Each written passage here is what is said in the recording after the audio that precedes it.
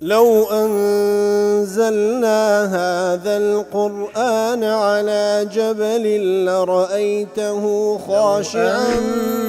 أنزلنا هذا القرآن على جبل لرأيته خاشعا أنزلنا هذا القرآن على جبل لرأيته خاشعا متصدعا من خشية وتلك الأمثال نضربها للناس لعلهم يتفكرون.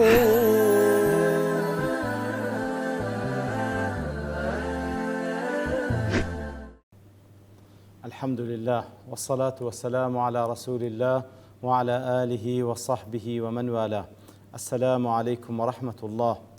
بەڕێزان خۆشحاڵم لەوانەی 657 لەوانەکانی تەفسیری قورئانی پیرۆز بێمەوە خزمەتتان بەمەبەستی ڕەزامەندی رب العالمین و هیوادارم ئێوەی ئازی سوودی لەوە بگرن. أعوذ بالله من الشيطان الرجيم بسم الله الرحمن الرحيم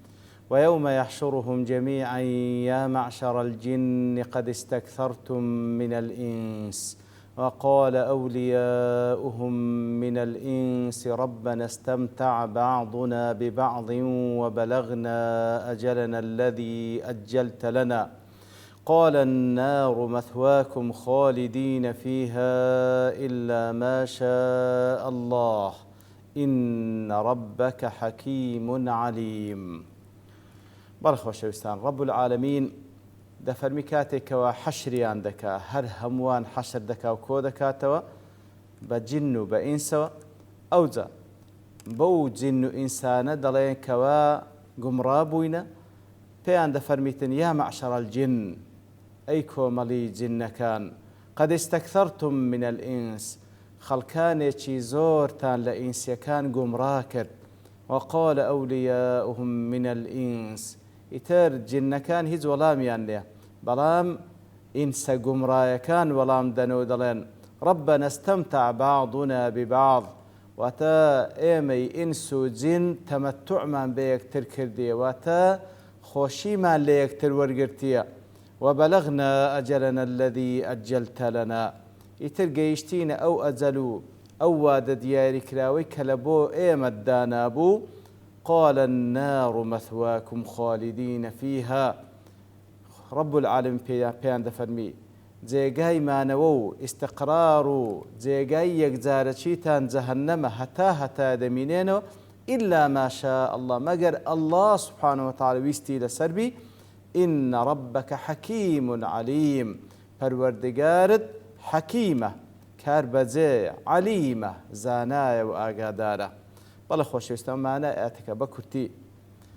ويوم يحشرهم جميعا واتە وەکو لە تەفسیرەکان دەفەرمون ئەی ئوذکر یا محەممەد صلى الله عليه وسلم واتە بینە یادت یاخود بینە پێشچاوت ئەو ڕۆژەی کەوا هەمووان کۆ دەکاتەوە رب العالمین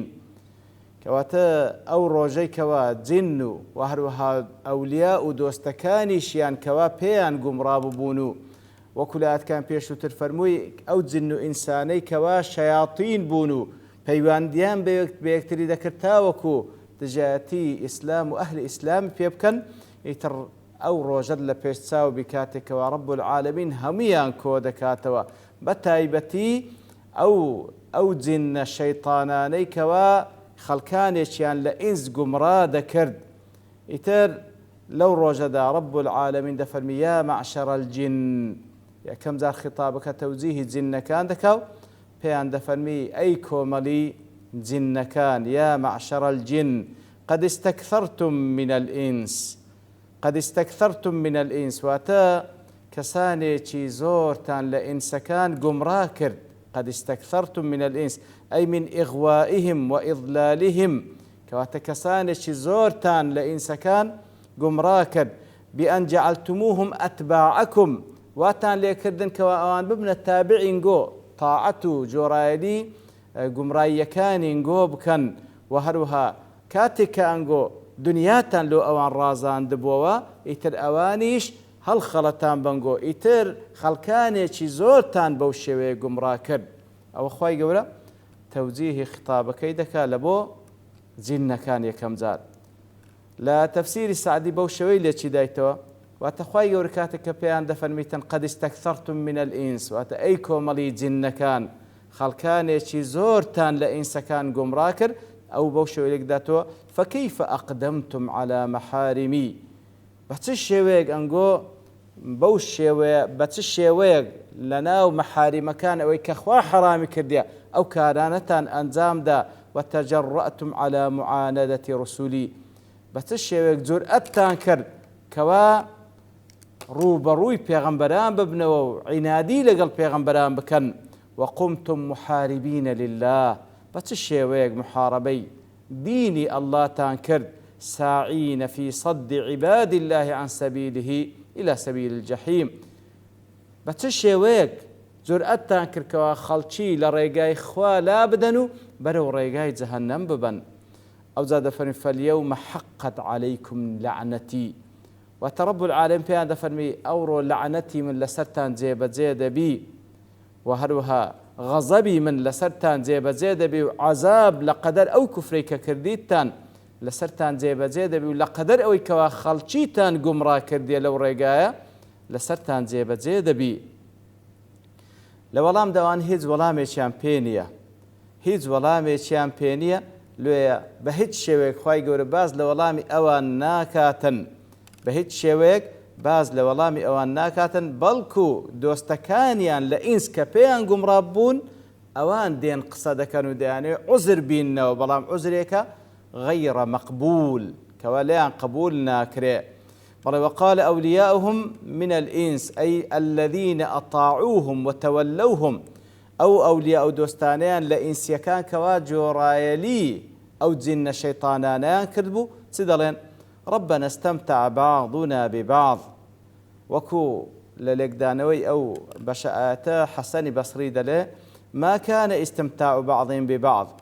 كاتك وان دلين ربنا استمتع بعضنا ببعض واتا ايمي انس لقل جن كان هردو لا تمتع وكبري صفقيق لنيوان ما بو ايما التمتع ما بوان كذي اوانش تمتع يان بايما كذي واتا هريق لا اودو الطرفة سود مان ليكتري بينيا طالما حسني بصري دلي ما كان استمتاع بعضهم ببعض إلا أن الجن أمرت وعملت الإنس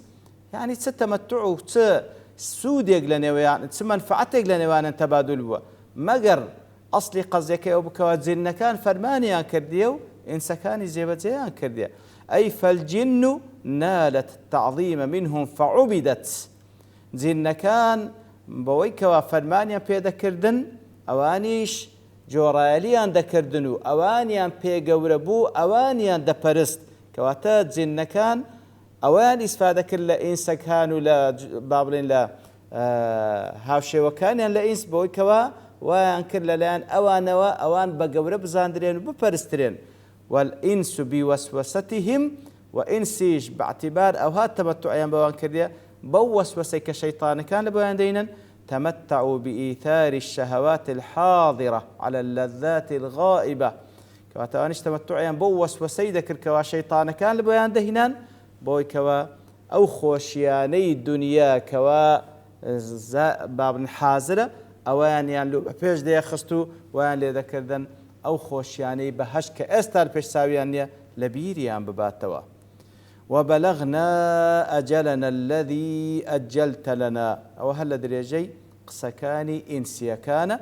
يتر ضلين إيمة التمتع ما بيكتريكر حتى أكو جيشتينا أو أزلوا واد ديار كراوي كلبو ما نديار كرديا بتي أي بالموت حتى جيشتنا أو أزل ديار كراوي لبو ما نديار كرديا كاتك وامردين بوشيوي دنيا ما بردسر ياخذ ما بس يعني لو أزل أو بالمعاد الجسماني على أقبح صورة وأسوأ عيش ياخذ ما بس يعني أو زنديبون ويا كوالبو صاحي محشر بروحه بزست زنديبوينوا بلان بس الشوازك على أقبح صورة ناشرين ترينش صورة وشوازن ببخشرها خراب ترين جيانا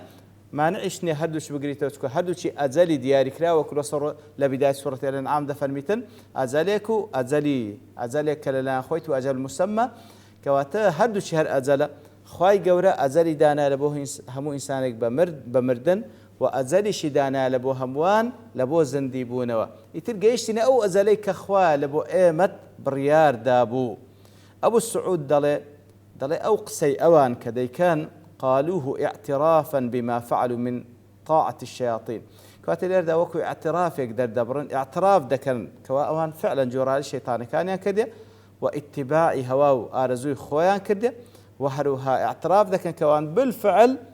ڕۆژی قیامەتیان پێ ڕاست نەبووە و هەروها ئەو اعترافیان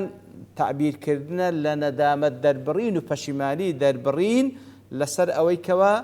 ئەوان بە چ شێوەیەک ئەو کارە ناڕەواییان ئەنجامدا و هەروە وەکو دەربڕین تەسلیم بوونە لە بۆ پەروەردگاریان بەڵام ئەو نەدامەت دەربڕین و ئەو تەسلیم بوون دەربڕینە لە بۆ خوای گەورە سوبحانەهو وتەعالا لەو ڕۆژەدا بەکەلچیان دێ وەکو لە تەفسیری سعدی دەڵێ وقد وصلنا المحل الذي نجازى فيه بالأعمال کەواتە اعتراف دەکەن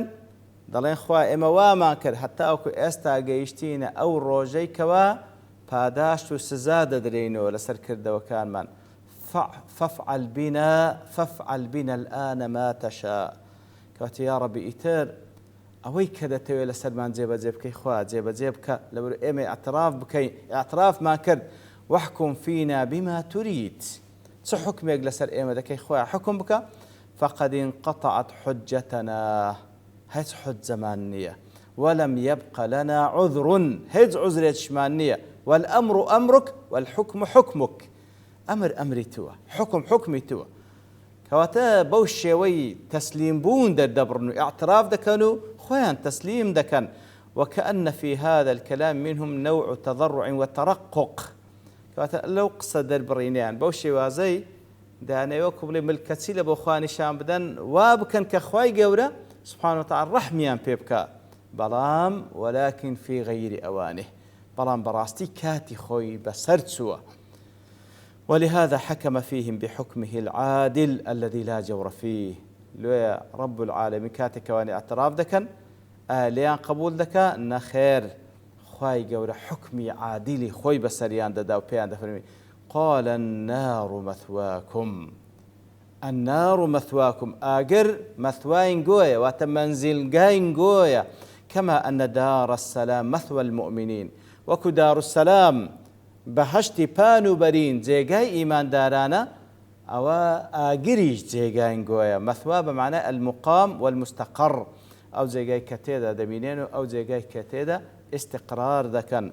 خالدين فيها إلا ما شاء الله ئاگر جێگاین گۆیە دەمینێنەوە هەتا ئەو کاتەی کە رب العالمین مەشیئەتی لەسەر هەیە دەمینێنەوە هەتایە إلا ما شاء الله إلا مگر أو كاتك رب العالمين مشيئتي لسربي تيدا نمينين أو مشيئة تتسيا قال القاشاني إلا وقت مشيئته أن تخفف كواتلناو آجرا هتا دمينين إلا مگر الله مشيئتي لسر تسبي قاشاني دله وتأجر خوا مشيئتي لسربي كوا تخفيف بكري لسرتان أو عذابه أو ينجي منكم من لا يكون سبب تعذيبه شركا راسخا في اعتقاده